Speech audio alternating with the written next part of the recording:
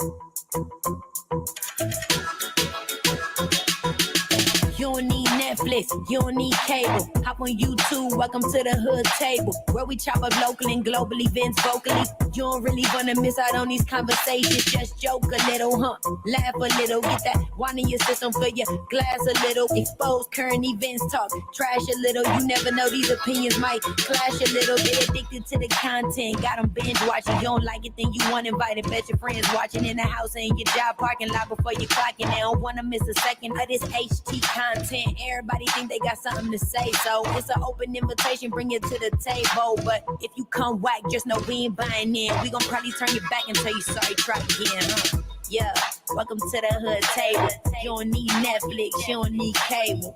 Yeah, welcome to the hood table. You don't need Netflix, you don't need cable.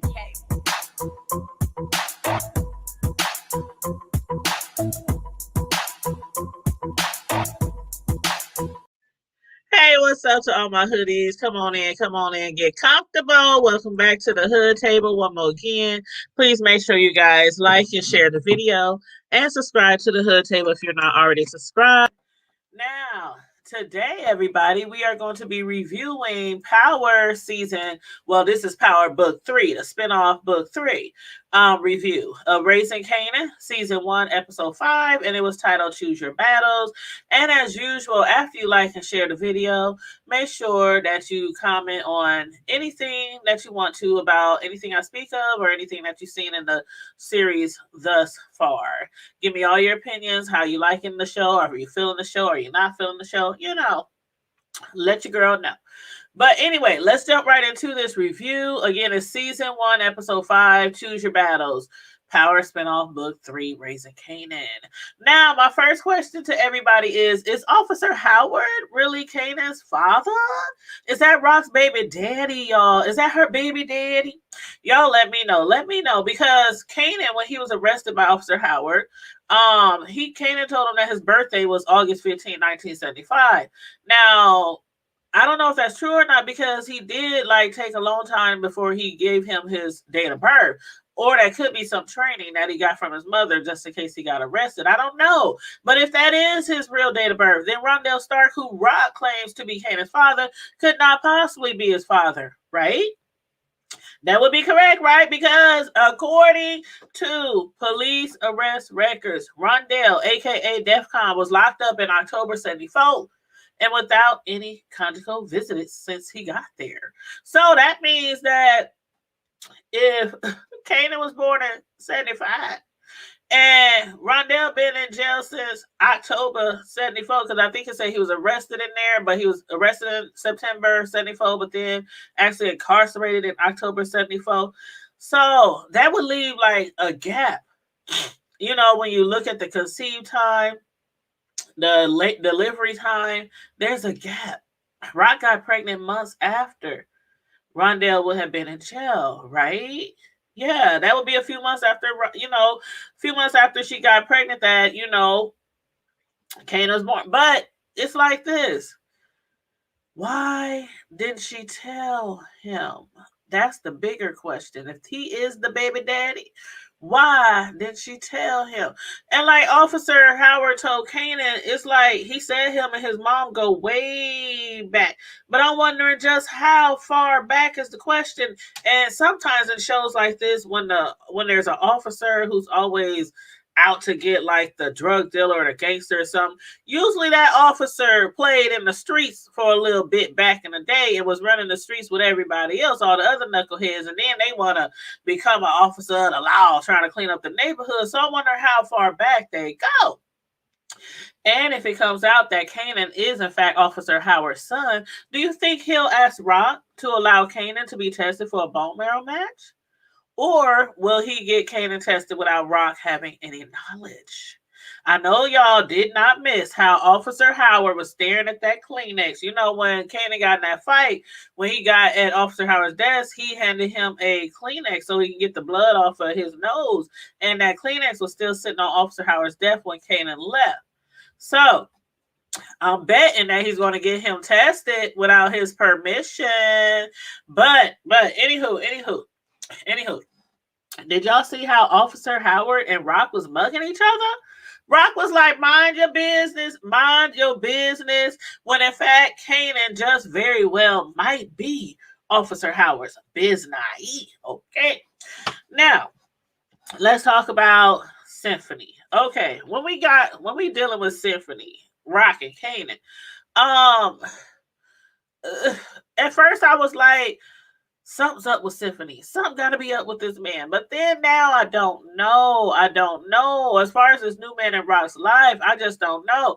Maybe, just maybe, Symphony isn't as bad as I once thought he was. Y'all let me know what y'all think. Because he really came through in the clutch for Kanan this time, didn't he? Did he not? Well, he could have been like, you don't like me, you disrespect me anytime you see me. Don't be calling me when you get knocked out, or when you get knocked and you in jail. Like what you want from me? Call your mama. Mama's boy, call your mama. Call your mammy. But he really came through in the clutch for Kanan. And I do think that Kanan now believes that Symphony really cares for his mom. When it comes to that type of child and that type of hood and that type of environment, a child growing up without a father, that can go a long way, because a man who usually cares about your mother usually tends to show the child, even more love. At least in most situations, in most situations. But will keeping how Kanan was arrested from Rock messed that all up for Symphony. We saw how deep she dug into her own brother Marvin once she found out that Kanan was at the trap house, right? I still cannot believe how careless Kanan was, and Marvin for that sake. I can't believe how Kanan was, though. Last week I was like, why would you leave that bloody sweatshirt underneath your bed, especially if your mama be cleaning up after you, picking up after you to do laundry?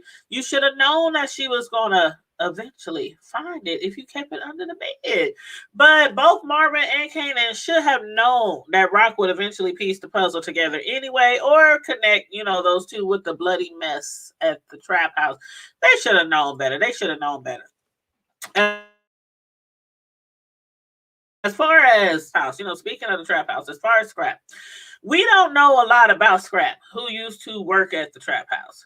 What I see so far in him, and y'all can tell me what you see, what you believe, but what I see so far in him is that he is definitely no punk. Nobody to be played with. He is like, okay, so Rock, she's my boss and everything. Kanan, her son, he ain't nobody to be played with. Not even when it comes to banging with his boss's son to defend his own reputation. As fearful as Rock makes most people, being that they know, what she's capable of, Scrap didn't even allow Kanan to come at him sideways. Okay. That's why I said he ain't no punk. And before this episode, it did appear as if Scrap had remained loyal to Rock. I mean, maybe I missed something, but I don't know. Has he really been faithful this faithful and loyal all this time? Y'all let me know. Like, to me, it has to be more to it than just this incident with Kanan to make him want to jump ship right now. Especially because Rock is on the verge of some New Jack City shit.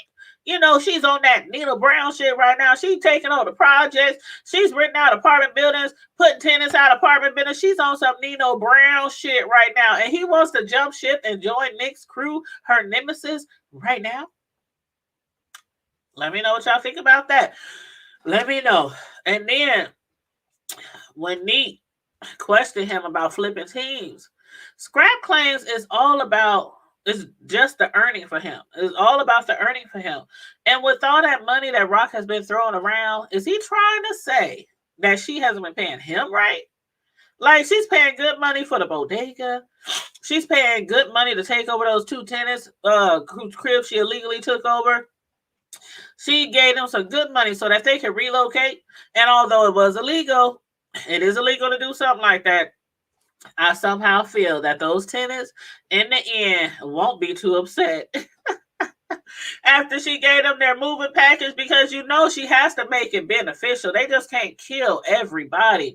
They have to make it beneficial. So I'm sure they gave them a nice moving package. Probably gave them thousands and thousands of dollars. And back then, we got to keep in mind, back then, that was a lot of money. So I'm sure they were satisfied in the end, even though she tossed them out on there. But that's also why I find it hard to believe that money is the only thing provoking Scrap to step away.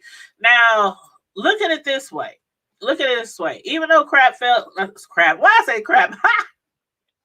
Even though Scrap felt disrespected because of how Kanan perceived him, as a mole, Scrap been on Rock's team for 5 years. So for her own son to come at assumably one of her most loyal workers really pissed him off. Not only was he disrespected, but Kanan was dead ass wrong on so many levels. He was dead ass wrong. Y'all let me know if I'm wrong now. Y'all let me know if I'm wrong. Kanan was dead ass wrong the way that he came in here because Kanan don't know shit. I'm sorry. Okay, we're gonna get to that. Well, okay, we're gonna get to that a little later. But yeah, he don't know shit. And again, I believe there's much more to it than when it comes to Scrap. And I would not be surprised if Rock set the whole thing up herself. Like she could possibly be the mastermind behind Scrap joining Neat to infiltrate his crew. This would greatly benefit Rock with the growth of her business, wouldn't it? Have y'all thought about it that way? Let me know. Let me know. Yet, as far as Kanan goes, he's not benefiting anyone. Okay. He has not only been moving to his own tune, but also making moves without thinking. Something that Rock needs to work with him on. He was even wrong. This one I'm gonna tell you where he was all dead wrong all the way around. He was even wrong about Davina. Like Jukebox told him, she tried to tell him that the snitch was most likely Davina and not Scrap. Despite that, when you look at it, which one is worse? Kanan being involved in Davina's boyfriend's murder, or Davina revealing the location of Rock's trap house? I don't know. But either way, how did Kanan respond to that? By threatening to put Jukebox's teeth out in the street. Like your own cousin. Is you that blind over that girl? I mean, that girl wasn't thinking about your ass before her man was murdered.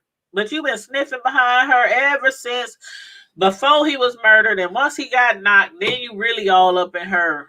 Child. And he has no idea that it was her. Even though Jukebox tried to tell him, she tried to tell him. And as far as spreading her tea, Jukebox, I'm sure more people than Kanan can possibly imagine already knows her tea. They know that girl is gay, that she's lesbian. Sure. You can look at her, you can tell she's lesbian. Even back in those days, child, you can tell. But I just really find it hard. I don't know. Kanan, I don't know. He at first, everything seemed to be going so well, but he's just, I don't know who's worse, him or Marvin right now. I don't know. Let me know. That is his uncle though. But I just really believe that until Kanan starts taking and receiving advice, he needs to just focus on his studies and not on the family business. On the other hand, I can also understand how Rock feels. Like she probably feels like she needs to keep her son close to home because he's ready to hit those streets running, whether he is receiving her blessing or not. So maybe teaching him how to cook dope right now might actually be more beneficial for her, than it is for him. I don't know. Y'all let me know how y'all feel about that. But I do know one lesson, though, that she did teach him, which is really important. I think is going to come back as a lesson learned, is she taught him while at the stove not to cook where you sleep. But do y'all think he going to listen?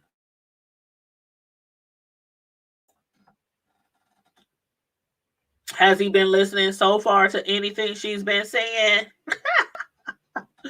Now, as far as Jukebox Nicole, the friend girl, I don't know what they are, but and her Uncle Lou. Okay, back to Jukebox. who finally got a chance at the studio to show little baby Albie Shore what she's really working with, thanks to Uncle Lou. And again, that girl can sing. That girl got some lungs on her. But in regard to her relationship with Nicole, I do believe Nicole's mother is homophobic, lesbian phobic, whatever you want to call it, phobic. And didn't I say on the last go round, the last episode, that they need to start locking the bedroom door? Especially because her parents don't be knocking before they enter her room. Like, was their daughter trying to get caught humping around with another girl? This is like the third time that she's been over her house, that Juke has been over her house. And each time the mother or the father just walk right in. Hey, you guys, so okay, I don't get that. I don't get that. But Nicole's mother damn near had a whole complete heart attack at the sight of Jukebox and her daughter tonguing each other down on that bed. But can you believe that she also threatened to get Jukebox charged with rape? I was like, Jukebox, get your ass up out of there before those white people lock your ass up. Get your black ass out of there. Jukebox was furious because I'm sure she probably was thinking this whole time that, what they were doing in Nicole's parents' home was okay. Because literally right before they got busted, Jukebox was expressing how she can't believe how much Nicole family likes her. Because they're from totally two sides of the tracks. Totally, I'm begging her for her forgiveness. I don't know, child, but that's one storyline that I'm looking forward to seeing more of. Now, as far as Uncle Marvin and Uncle Lou, what did y'all think of them fighting in the streets like two little rugrat immature kids? Like, come on now, y'all is grown. Y'all two grown businessmen, hustlers, gangsters, drug dealers. Y'all out there fighting in the middle of the street over some bullshit. Child. And after what Rock and Lou had to say about Marvin, now in the very beginning of the show, season 1, I was like, Marvin strikes me as not being too smart, but he is smart. He is smart. I just think he makes the wrong decisions. I don't know. But anyway, y'all let me know what y'all think about Marvin, because after all the foul stuff that Rock and Lou had to say about him, why do they still mess with him on that level? As far as him being involved in their business, because you can't have people in a business like that messing up all the time. That's how you get caught and end up in prison for the rest of your life. But they still mess with him on that level. On the other hand, he always getting assigned to do something important. So like y'all telling him he's always messing up, but they always assigning him to do something important. So I don't know. They make it seem 1 minute like he's bad for business, and then they get him something to do, messing with the money, messing with the dope, moving the stash. Like, those are important jobs. But then I remember again on the first episode when Kanan was describing his two uncles. Per Kanan, Uncle Lulu was his mother's right-hand man. And if there is anything that needs doing right, Uncle Lulu will get it done and get it done right. That's what Kanan said. When it came to Uncle Marvin, Kanan said he's very loyal and tough, but that he also never misses an opportunity to miss an opportunity. Okay?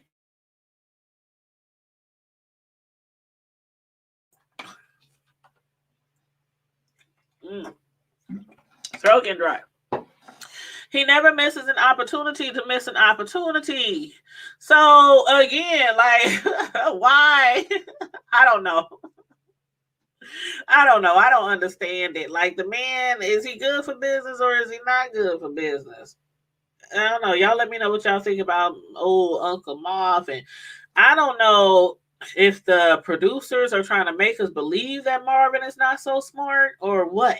Because, again, personally, I feel as if he does bring a lot to the table. But just like his nephew Kanan said, when making moves, he doesn't think things all the way through sometimes. So again, y'all let me know how y'all feel about Uncle Marvin or any of the other storylines that we spoke about today. It wasn't a whole lot going on in this episode like we seen in the first 4 episodes, but I still did enjoy the episode. Yeah, especially the scene when Jukebox and them got busted. Oh, and the scene where Jukebox was singing in the studio. Oh my God, that girl can sing. I'm looking forward to hearing more of her beautiful voice. And on that note, you guys, make sure you leave your comments in the comment section, like the video, share the video, and subscribe to the Hood Table if you're not already subscribed. And be looking out for our next TV show review. Bye. Oh, I forgot. Stay safe, be blessed, remain vigilant at all times, and don't forget to keep it hood all the time. Bye.